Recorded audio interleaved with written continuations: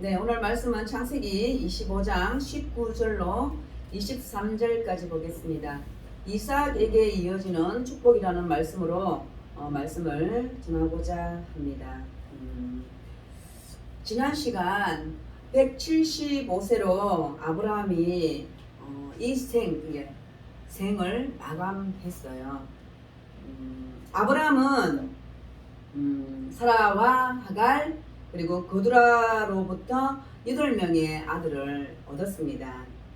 그러나 하나님께서 주신 아브라함의 복과 언약은 오직 약속의 자녀인 이삭에게만 계승되어졌음을 우리는 성경을 통해서 알 수 있습니다. 여기서 중요한 사실은요, 계승은 내 마음대로 하는 것이 아니라는 거예요. 내가 이 아들 말고 이 아들에게 주고 싶어 해서 되는 것이 아니라는 것입니다. 반드시 하나님의 섭리와 축복이 있어야 한다라는 것입니다. 전적으로 누구의 뜻이라는 거예요? 하나님의 뜻이다라는 것입니다. 전적으로 하나님의 뜻에 달려있다는 거예요. 아마 우리의 각자의 인생도 분명히 하나님을 만나기 전과 하나님을 만난 후의 삶이 반드시 바뀌었다라는 사실을 우리는 안다라는 것입니다. 바로 모든 것은 하나님의 뜻에 달려있다라는 것입니다. 시편 90편 10절의 말씀에 보면요, 우리의 연수는 보통 몇이라고 해요? 70이라고 얘기를 해요. 그리고 강건하면 80이다라고 했다라는 것입니다. 조금 더 살면 조금 더 살 수 있다라고 얘기를 해요. 근데 우리 인간의 육체는 80 아니면 90년 정도 이 세상을 살다가 죽는다라는 것이, 반드시 죽는다라는 것입니다. 그러나 하나님이 주신 믿음과 약속과 복은 우리 육체와 함께 사라지지 않는다라고 오늘 성경에서도 말씀하고 있고요. 한 시대와 한 사람에게 끝나지 않는다라는 것을 볼 수 있습니다. 계속 어떻게 해요? 이어지고 있음을 볼 수 있다라는 것입니다. 오직 약속의 자녀 이삭에게만 하나님의 뜻 그리고 아브라함의 그 축복이 계승되어짐을 볼 수 있는데, 바로 오늘 말씀을 통해서 보면요, 19절 20절을 보겠습니다. 아브라함의 아들 이삭의 족보는 이러하니라. 아브라함이 죽었어요. 그죠? 아브라함의 아들 이삭의 족보는 이러하니라. 아브라함이 이삭을 낳았고 이삭은 40세에 리브가를 맞이하여 아내를 삼았으니 라고 말씀하고 있습니다. 네, 이삭은 40세에 누구를요? 리브가를 만나서 결혼했다라고 얘기를 해요. 그리고 그 리브가는 밧단 아람 족속이라고 말하고 있고요. 보두엘의 딸이요 아람 족속 라반의 누이였더라라고 말씀하고 있습니다. 아람 족속 중 보두엘의 딸이며 라반의 누이라는 표현을 통해서 보면 리브가는 세속적인 가난한 여자가 아니라 하나님의 약속과 복을 받은 집안의 딸로 태어났다라는 것을 성경을 통해서 알 수 있다라는 것입니다. 우리는 알게 됐다라는 것입니다. 그런데요, 우리 지난 시간까지 아브라함의 죽음 그 앞전까지 하나님께서 그리고 아브라함을 통해서 아브라함의 신실한 그 종을 통해서 이삭의 아내를 찾고 그리고 다시 리브가와 다시 돌아오는 그 과정을 우리는 계속 성경을 통해서 봤어요. 그러면 하나님께서 리브가는 택하신 이삭의 아내였다라는 거예요. 그런데 오늘 21절을 보면 하나님께서 택하신 여자와 결혼한 이삭의 복된 가정 안에도 심각한 문제가 있다라는 것을 우리는 알 수 있어요. 뭐냐? 21절을 보면요, 이삭이 그의 아내가 임신하지 못함으로 라고 얘기를 해요.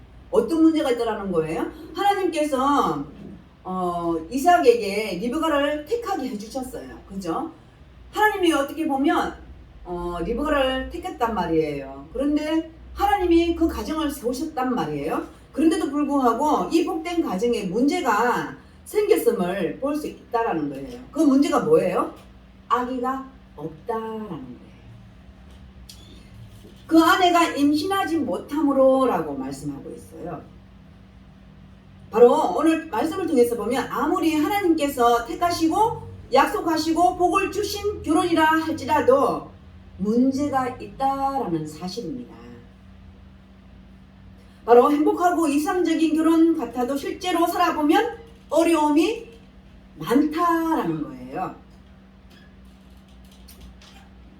바로 우리가 이 본문에서 기억해야 할 문제는 전혀 문제가 없는 가정이 없다라는 것입니다. 바로 오늘 이삭의 가정을 통해서 하나님이 세우신 그 가정을 통해서도 보면 문제가 있다라는 사실을 볼 수 있습니다. 그래서 우리가 기억해야 할 것은 문제가 전혀 없는 가정은 없다라는 것입니다. 우리가 잘 몰라서 그렇지 가정 속속히 들어가 보면 다 가정에는 문제가 있다라는 것입니다. 아무리 행복한 가정이라 할지라도 이삭과 리브가처럼 아기를 낳지 못할 수도 있다는 것입니다. 그리고 아기는 잘 태어났는데 또한 경제적 능력이 없을 수도 있고 또 부부가 몸이 아플 수도 있고 또 늘 고통받고 그렇게 하는 가정들도 있다라는 것입니다. 그래서 그 가정을 다 살펴보면 문제가 없는 가정은 없다라는 것입니다. 바로 이삭의 가정에도 예외는 아니었다라는 것입니다. 바로 이삭이 그의 아내가 임신하지 못함으로 라고 말을 했다라는 것입니다. 아이를 못 낳는, 아이가 없는 그런 심각한 문제가 있는 가정이었다라는 것입니다. 그런데요, 그 바로 밑에 보면 그를 위하여 여호와께 간구하매라, 그를 위해서 기도했다라고 얘기를 해요. 간구하매라고 말씀하고 있거든요. 누구에게? 여호와께. 그래서 여호와께서 그의 간구를 들으셨으므로 그의 아내 리브가가 임신하였더니라고 말씀하고 있어요. 근데 우리가 여기서 보면요, 그냥 이삭의 아내가 리브가가 임신하지 못함으로 기도했다라고 얘기를 해요. 근데 이 기도하는 그 기간이 얼마나 긴지 몰라요. 우리가 지금 성경 21절을 통해서 보면 하나님께 기도했더니 하나님께서 그 기도를 금방 들어주셨구나 라고 우리는 생각할 수도 있거든요. 그런데요, 리브가가 이삭이 40세에 리브가가 임신했다라고 얘기를 하거든요. 왜? 40세에 리브가를 만났다라고 결혼했다라고 하거든요. 그런데 그 기간은 바로 26절에서 말씀하고 있어요. 후에 나온 아우는 손으로 에스의 발꿈치를 잡았으므로 그 이름을 야곱이라 하였으며 리브가가 그들을 낳을 때에 이삭이 60세였더라 라고 말하고 있어요. 40세에 리브가를 만나 결혼했어요? 그럼 몇 년이에요? 20년이에요. 20년 동안 아이가 없었어요. 그런데 20년 동안 결국 뭐 했다는 거예요? 이삭이 기도했다라는 거예요. 바로 이삭의 가정에도 문제가 있는 가정이었다라는 것입니다. 근데 이삭은 문제에 부딪혔을 때 뭐 했어요? 기도했다라고 말씀하고 있습니다. 우리는 이삭의 이런 모습을 보면서 아주 중요한 결론을 하나 얻는데요. 즉 행복한 가정인 그리고 복된 가정의 비밀은 문제가 없다는 데 있는 게 아니고요. 서로 원망하지 않고 비판하지 않고 어떻게 있다는 거예요? 기도하는 데 있다라는 것입니다.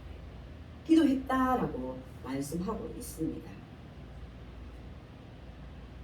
바로 리브가가 야곱과 에서를 낳았을 때 이삭이 60세였다라는 것을 분명히 그들은 20년 동안 아이 없이 살았다고 알 수 있습니다. 이삭뿐만 아니라 아브람도 몇 년 동안? 25년 동안 자식을 기다리고 방황했고 그리고 또한 믿음이 연약해서 이스마엘을 서자까지 낳았다라는 것입니다. 기다리지 못했다라는 것입니다. 그런데 여기서 오늘 본문을 통해서 보면 이삭은 하나님을 원망하거나 그러지 않았다는 것을 볼 수 있습니다. 바로 하나님의 비밀과 섭리가 있다는 사실을 이삭은 알았다라는 것입니다. 20년 동안 아이가 없었기 때문에 뭐 했어요? 기도하고 기다려왔다라는 것입니다. 그리고 이삭과 리브가를 통해서 끝까지 포기하지 않고 기다리고 하나님을 신뢰하고 기도했다라는 것입니다. 그래서 그 기도의 결과가 리브가가 임신하게 되었다라는 사실입니다. 바로 그것이 뭐예요? 우리 그 앞전에도 말씀드렸어요. 기도의 응답이다라는 것입니다. 기도의 응답은요, 즉각 응답하는 기도도 있어요. 그죠? 하나님께서 우리가 기도했을 때 하나님이 즉각 우리의 기도를 들어주시는 것도 있어요. 그죠? 그런데 즉각 응답되지 않는 기도도 있다는 것입니다. 바로 오늘 본문을 통해서 보면 20년이란 시간이 흘렀다는 것입니다. 그런데 이삭과 리브가는 하나님을 원망하지 않았다는 것입니다. 뭐 했어요? 끝까지 기다렸다라는 것입니다. 그리고 아브라함이 실수를 범한 그 실수를 이삭은 하지 않았다라는 그 사실입니다. 바로 즉각적으로 하나님께서 응답하지 않으실 때 우리는 기다려야 된다라는 것입니다. 왜? 나의 시간과 하나님의 시간이 다르다라는 사실을 우리는 겸손히 배워야 한다라는 것입니다. 그런데요, 저도 그래요. 근데 우리는 하나님께 지금 당장 이 문제를 해결해달라고 기도하잖아요. 그죠? 그럴 때 하나님께서는 꿈쩍도 하지 않으실 때 바로 오늘같이 이삭과 리브가가 기다린 것 같이 우리도 기다려야 된다라는 것입니다. 바로 이삭은 20년이 지난 후에 하나님께서 그의 기도를 응답하셨음을 볼 수 있습니다. 그런 것 같아요. 오늘날 우리가 살아가는 오늘날 우리의 위기는 뭘까요? 우리의 위기는 바로 기도가 없다라는 사실입니다. 제가 이 말씀에 참 은혜를 받은 것 같아요. 그런 것 같아요. 저를 돌이켜 봐도 그렇고 기도는 해요. 기도를 하는데요, 빨리 항상 빨리인 것 같아요. 그래서 오늘날 우리의 위기는 바로 기도가 없다는 데 있다라는 것입니다. 가장 큰 위기의 순간은 기도를 잃어버리고 기도를 포기한다라는 것입니다. 다시 한번 우리가 말씀으로 돌아가고 또 기도가 회복되는 저와 여러분이 되기를 축복합니다. 그래서 이삭이 그의 아내가 임신하지 못하므로 그를 위하여 여호와께 간구하며 여호와께서 그의 간구를 들으셨으므로 그의 아내 리브가가 임신하였더니라고 말씀하고 있어요. 그리고 22절, 23절을 보면요, 그 아들들이 그의 태 속에서 서로 싸우는지라 그가 이르되 이럴 경우에는 내가 어찌할꼬 하고 가서 여호와께 묻자온데 여호와께서 그에게 이르시되 두 국민이 내 태중에 있구나. 두 민족이 내 복중에서부터 나누이리라. 이 족속이 저 족속보다 강하겠고 큰 자가 어린 자를 섬기리라 하셨더라라고 말씀하고 있어요. 리브가가 쌍둥이를 잉태하고 있다는 것입니다. 그런데 이 쌍둥이가 뱃속에서부터 서로 싸운다라고 말씀하고 있어요. 그래서 리브가는 하나님께 질문을 하고 하나님께서는 이에 대해 두 국민이 역사 속에서 갈등을 할 것이며 큰 자가 작은 자를 섬기게 될 것이다 라고 이해하기 어려운 말씀을 하고 계신다는 것입니다. 그런데 이런 사실은요, 이미 아브라함 때, 이삭의 아버지 아브라함 때도 있었다는 것입니다. 아브라함이 실수로 이스마엘을 낳는 바람에 두 민족이 탄생합니다. 그리고 즉 한 민족은 이스마엘 자손이고 또 다른 민족은 이삭의 자손이다라는 것입니다. 바로 이때도 큰 아들인 이스마엘이 누구를 섬겨요? 다른 민족의 이삭을 섬기게 된다라고 말씀하고 있어요. 바로 둘째 아들이 이삭이 주인공이다라는 것입니다. 하나님의 약속을 이어갈 자식이다라는 것입니다. 마찬가지로 지금도 다시 에서가 야곱을 섬기게 될 것이다 라고, 큰 자가 작은 자를 섬기게 될 것이다 라고 하나님께서 예언을 하고 계신다라는 것입니다. 바로 하나님의 구원의 역사는 약속의 자녀를 통해서 그 많은 시련과 역경과 갈등 속에서도 계속 이어져 메시아가 이 땅에 태어나게 된다라는 것입니다. 바로 두 민족이 갈등하며 형이 동생을 섬겨야 하는 이 상황에 대해서 하나님께서는 말라기에서 정확하게 명확하게 말씀하십니다. 말라기 1장 2, 3절에 보면요, 여호와께서 이르시되 내가 너희를 사랑하였노라. 하나 너희는 이러기를 주께서 어떻게 우리를 사랑하셨나이까 하는도다. 나 여호와가 말하노라. 에서는 야곱의 형이 아니냐. 그러나 내가 야곱을 사랑하였고 에서는 미워하였으며 그의 산들을 황폐하게 하였고 그의 산업을 광야의 이리들에게 넘겼느니라 라고 말씀하고 있습니다. 네, 하나님께서 말씀하십니다. 내가 너희를 정말 사랑했다. 이스라엘을 사랑했다라고 말씀하고 있어요. 그러나 사람들은 갈등합니다. 하나님이 우리를 사랑한다고 하지만 우리 삶의 현실은 갈등과 고민이 아닙니까? 하나님 어떻게 우리를 사랑하셨습니까? 라고 묻는다라는 거예요. 그랬더니 하나님께서 에서와 야곱 이야기를 말씀하고 있습니다. 에서는 미워하였고 야곱을 사랑하였다라고 말씀하고 있다는 것입니다. 이 말씀은요, 둘을 편애한다라는 말씀이 아니에요. 내가 너를 그렇게 사랑하며 축복한다라는 말씀이다라는 것입니다. 바로 하나님은 하나님의 편애가 아니라 하나님의 선택을 의미한다라는 것입니다. 우리 생각에는 하나님, 아브라함 때도 하나님 이스마엘이 있잖아요. 또 오늘 말씀을 통해서 보면 하나님 어제 똑같은 뱃속에서 똑같은 날 나왔는데 에서 있잖아요. 그런데 하나님이 누구를 더 사랑하고 누구를 덜 사랑하고가 아니라는 거예요. 하나님의 선택이다라는 것입니다. 그렇습니다. 우리는 하나님이 우리를 더 사랑해서 이곳에 있게 하신 게 아니라는 거예요. 그럼 결국 뭐예요? 우리를 선택하셔서 여기 있게 하셨다는 거예요. 하나님이요, 이 세상의 모든 사람을 사랑하세요. 그죠? 맞습니다.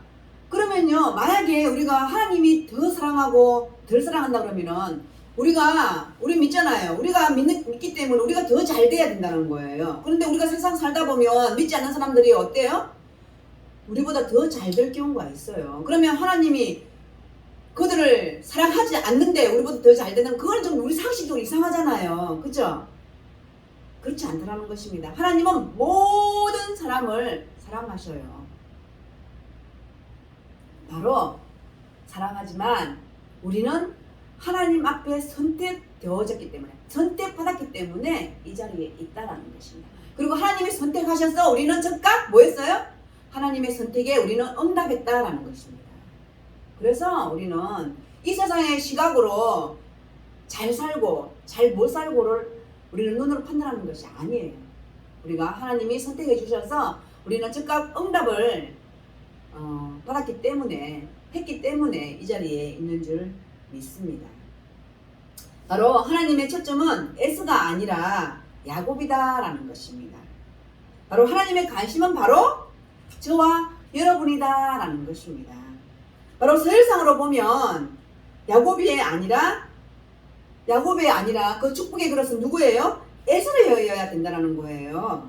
그런데 여기서 우리에게 주는 메시지는 복 받을 자격이 없는 사람, 본질상 진노의 자식이었고 구원을 받을 수 없는 저주의 자식이었는데도 불구하고 우리가 구원받았다라는 사실입니다. 아브라함이 받은 축복이 이삭에게 이어졌어요. 그리고 야곱에게 이어진다라는 것입니다. 그리고 이 축복이 하나님께서는 우리를 통해서 그리고 우리 교회를 통해서 축복이 계속 되어지기를 원하고 계신다라는 것입니다. 하나님께서는 예수 그리스도의 십자가를 통한 구원의 축복이 다음 세대에도 또 다음 세대에도 또 다른 민족에게도 전달되기를 원하신다라는 것입니다. 우리가 이 세상 시각이 아니라 하나님의 시각으로 우리는 선택받은 백성들입니다. 그러면 하나님께서 우리를 지명해서 선택했어요.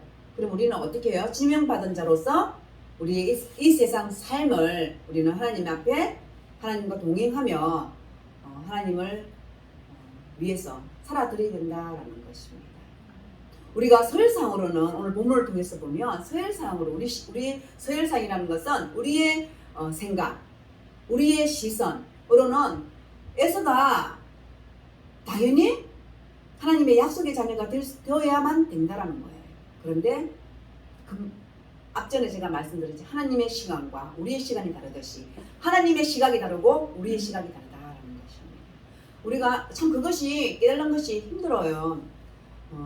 저도 말씀을 통해서 아니면 하나님이 주시는 기도를 통해서도 보면 참 하나님의 말씀이 우리가 구원받는 것은 너무나 쉬운데 하나님을 깨닫는다는 것은 말씀을 깨닫는다는 것은 참 어렵더라고요. 그래도 우리가 말씀을 드려야 되는 것은 하나님이 주시는 우리 삶을 계속 살아드려야 되는 거잖아요. 그죠? 우리 삶은 계속 하나님 부르시기 전까지는 우리는 계속 살아드려야 된다는 것입니다. 그렇기 때문에 우리는 그때 하나님이 말씀을 통해서 주시는 그 깨달음을 통해서 우리는 또 깨닫고 또 하나님 편으로 한 발자국씩 나간다는 사실입니다. 바로 우리의 시선이 아니라 하나님의 그 시선으로 바로 오늘 큰 자가 어린 자를 섬기듯이 하나님이 예언함과 같이 우리 또한 예수 그리스도의 십자가의 통한 그 구원의 축복이 우리 세대로서만 끝나는 것이 아니라 나를 통하여서 또 내 이웃을 통하여서 또 내 가족을 통하여서 또 다른 민족에게도 구원의 역사가 이루어져 나가는 우리 저와 여러분이 되기를 원하고 우리 대한민국이 되기를 원합니다. 그것이 결국에는 우리 대한민국이 잘 사는 길이라고 생각됩니다. 우리가 기도 잃지 않고 끊임없이 기도하는 저도 그렇고 끊임없이 여러분들이 바라는 바 있으면 기도하는 저와 여러분이 되기를 축복합니다. 기도하시겠습니다. 하나님 참으로 감사합니다.